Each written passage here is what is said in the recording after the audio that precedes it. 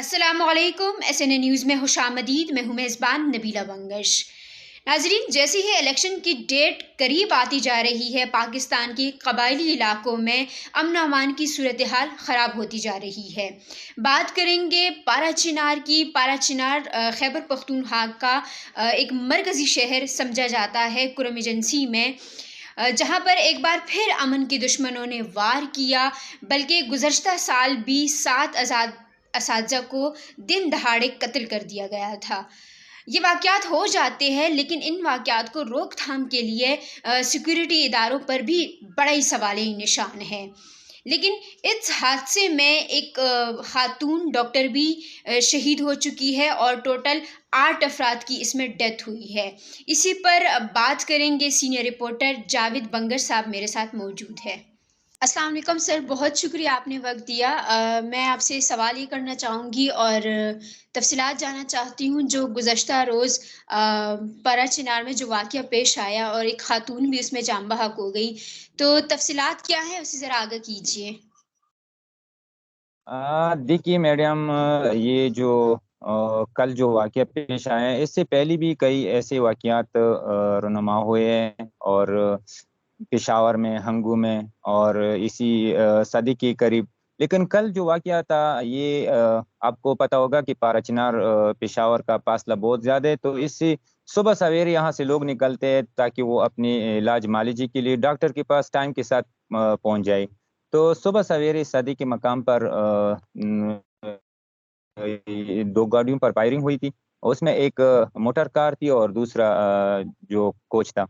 तो उसमें खातून समेत 4 अफराद शहीद हुए थे और 3 ज़ख्मी हैं। सर, ऐसे वाक़यात की रोकथाम के लिए सिक्योरिटी इदारे क्या कर रहे हैं? क्या वहाँ पे कोई सिक्योरिटी नहीं है इन लोगों के लिए?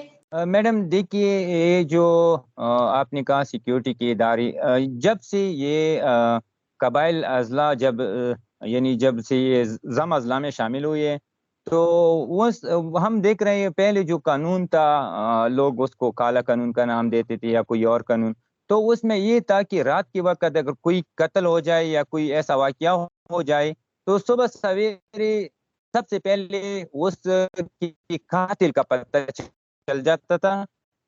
यानी दिन दहाड़े वाक़यात होती है, लेकिन उसका कोई यानी इस तरह हमारे सामने ऐसी भी आई है कि उसने कातिल को पकड़ा हो।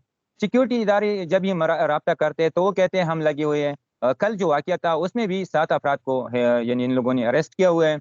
लेकिन असली मुजरिम तक रसाई अभी तक हमें कोई ऐसी खबर नहीं आई है कि हमने इस वाक़ये में या दूसरी वाक़ये में जो यानी जो मुजरिम होता है उसको सज़ा मिली हो। तो अभी तक हमने ये नहीं देखा है इधर। सर, ये बताइएगा कि ये इलाका सियासत के हवाले से भी बड़ा अहम है, तो माज़ी में जो भी सियासतदान मतलब जो भी एमएनए यहाँ के रहे हैं, क्या उन्होंने इस इलाके के लिए, यहाँ के इलाके की आवाम के लिए कुछ नहीं किया? क्या उनका कोई रद्द-ए-अमल अभी भी सामने आया है इस हवाले से? देखिए मैडम, यहाँ पर जो इससे पहले एमएनए और एमपीज़ गुजरे हैं, तो उन लोगों ने काम किए, लेकिन ग्राउंड पे इस तरह कोई जिस तरह अभी ये वाक़या है, हम बार बार हमारे अवाम ने मुतालबा किया है इसी एमएनए एमपीज़ से कि हमारे यहाँ पर एयरपोर्ट की सहूलत मौजूद है, एयरपोर्ट बिल्कुल मौजूद है। तो एयरपोर्ट से खाली एयरपोर्ट पर हम क्या करेंगे? उसमें तो जहाज़ भी होना चाहिए ताकि लोगों को सफ़र में दुश्वारियाँ ना हो।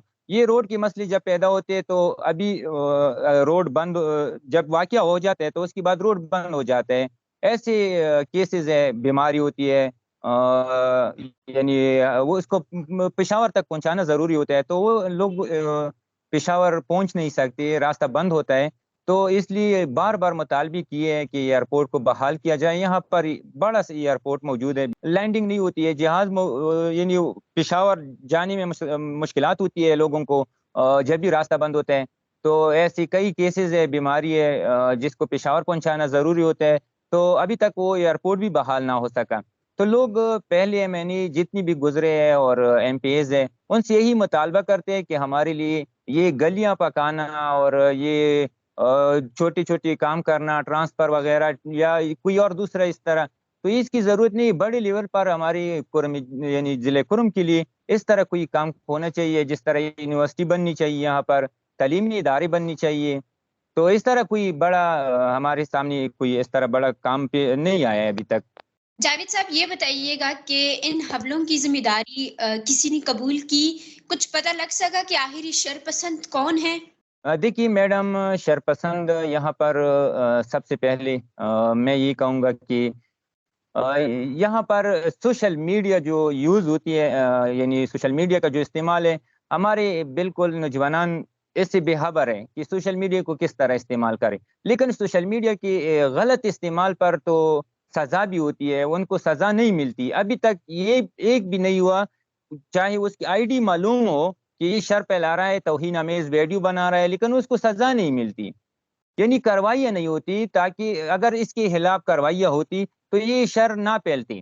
ہم دیکھتے اکثر ہم نے دیکھا ہے کہ جو ہمارے مشران ہیں وہ بھی جب پریس کانفرنس کرتے ہیں، تقریری کرتے ہیں، خاص کر میں یہی کہوں گا کہ سوشل میڈیا جو ورکرز ہے صدہ میں جو رہتے ہیں وہ سارے ان ٹریننگ ہیں، یعنی وہ لائیو لگا کہ جو بھی منہ میں آتا ہے، جو بھی بول جاتے ہیں، وہ وہی شیئر کرتے ہیں. تو اس سے تو لازم فساد یعنی برپا ہوگا، پھر وہ دوسرا فریق اس طرح ویڈیو بنائے گا، تو ان سے پھر امن نہیں آئے گا، کبھی بھی امن نہیں آئے گا. ہم یہی ریکویسٹ کرتے ہیں، حکومت سے بھی ہم یہی مطالبہ کرتے ہیں کہ جو بھی شر پھیلاتا ہے سوشل میڈیا کے ذریعے، جو یعنی توہین آمیز ویڈیو یا تقریر کرتے ہیں، ان کے خلاف کارروائی ہونی چاہیے. جب ان کے ایک کے خلاف کارروائی کریں گے تو باقی سارے سیدھی ہو جائیں گے، وہ پھر اس طرح ویڈیو یا توہین آمیز تقاریر نہیں کریں گے نا. جی ناظرین، پارا چنار میں جو اس وقت امن و امان کی صورتحال خراب ہے، اس پر ہم نے گراؤنڈ ریالٹیز کو جانا، لیکن وہاں کے لوگوں کو آج تک دیگر شہریوں کی طرح سہولیات نہیں ہیں، جیسے کہ ہاسپٹلس وہاں کے عوام کے لیے اویلیبل نہیں ہیں. اسی کے ساتھ ساتھ اسکولس، یونیورسٹیز، ایجوکیشن کا ایک بہت بڑا فقدان وہاں پہ ہمیں نظر آتا ہے، بلکہ خیبر پختونخوا کے بہت سے علاقوں میں یہ چیز آج بھی موجود ہے.